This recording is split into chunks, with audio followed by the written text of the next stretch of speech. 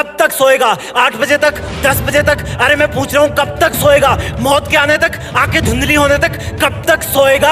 तेरे ख्वाबों के ब्लर होने तक, सांसों को आधा झूलने तक कब तक सोएगा यार? कब तक सोएगा? देख दुनिया कितनी आगे भाग गई है। जो चांद आधा था वो पूरा हो गया, कितने सूरज उगकर वापस ढल गए, कितने मौसम आए और चले गए, और तू सिर्फ सपने देखने में ही रह गया। काश के तू थोड़ा उनको पूरा करने पर भी ध्यान देता, काश के तू थोड़ा मन लगाकर पढ़ता।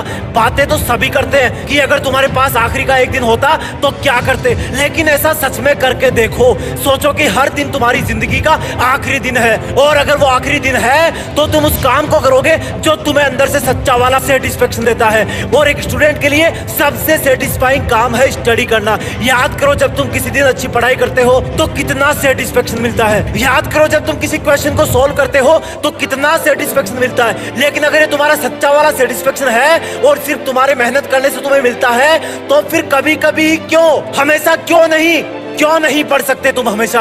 क्या तुम इतने पागल हो गए हो कि जिस काम से तुम्हें सच्चा वाला सेटिस्फेक्शन मिलता है उसको छोड़ दोगे और इग्नोर करोगे?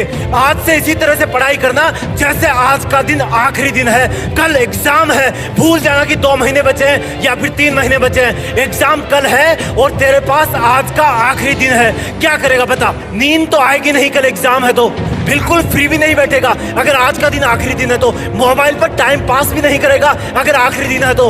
अगर बहुत बड़ा करना है तो अपने अंदर एक आर्टिफिशियल इमरजेंसी क्रिएट करो कि मेरे पास इस काम को करने के लिए सिर्फ आज का दिन है। जरूरी नहीं कि आज के दिन में वो काम पूरा हो जाए, लेकिन आखिरी वक्त तक जिंदगी की परीक्षाओं से लड़ते रहना ही एक वीर योद्धा की निशानी है। एक स्टूडेंट के लिए आखिरी वक्त तक एग्जाम से लड़ते रहना ही उसका धर्म है। लास्ट सेकंड तक सीखते रहना ही उसका धर्म है। चीजों को प्रैक्टिकली समझो, रटो मत, उनको विजुअलाइज करो। किताबें बोरिंग तुम्हें तभी लगती है जब उसको एक निर्जीव वस्तु मान लेते हो।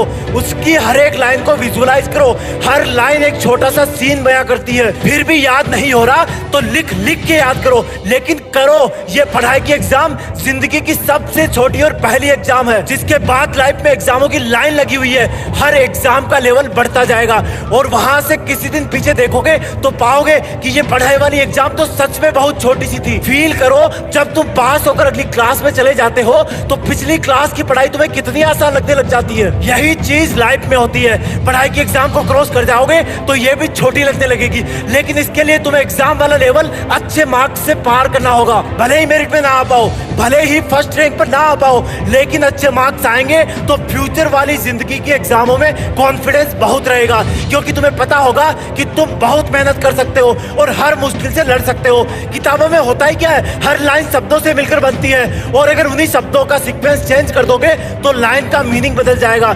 इसलिए रटने का काम नहीं चलेगा, तुम्हारा दिमाग उनकी सीक्वेंस भूल जाएगा। अगर याद करना है तो कंसेप्ट क्लियर करो, उनको समझो, और ना समझने में बगावत करता है तुम्हारा दिमाग, जो कि फालतू चीजों को पहले प्रायोरिटी दे देता है, निगेटिव चीजों को पहले प्रायोरिटी दे देता है। जिस दिन तुम्हारी दोस्ती किसी किताब से हो जाएगी तब उस किताब में पूरा पढ़ लेने पर तुम इमोशनल हो जाओगे, जैसे कि कोई फ्रेंड तुमसे दूर चला गया हो और फिर तुम उसके वापस बनने पलटोगे, उसमें तुम वापस खोना चाहोगे। जिंदगी में आगे जाकर ये पढ़ाई वाला वक्त तुम्हें बहुत याद आएगा, और सच बता रहा हूँ तुम तब सोचोगे कि शायद थोड़ा और ज्ञान हासिल कर लेता तो आज मैं अपने सपनों के ब्रांड वाली कार रखता। लेकिन तब सोचने से कुछ नहीं होगा, अगर होगा तो सिर्फ और सिर्फ अभी करने से होगा। सीखो, आगे बढ़ो और जिंदगी की चुनौतियों से लड़ने के लिए ज्ञान का एक मजबूत कवच तैयार करो।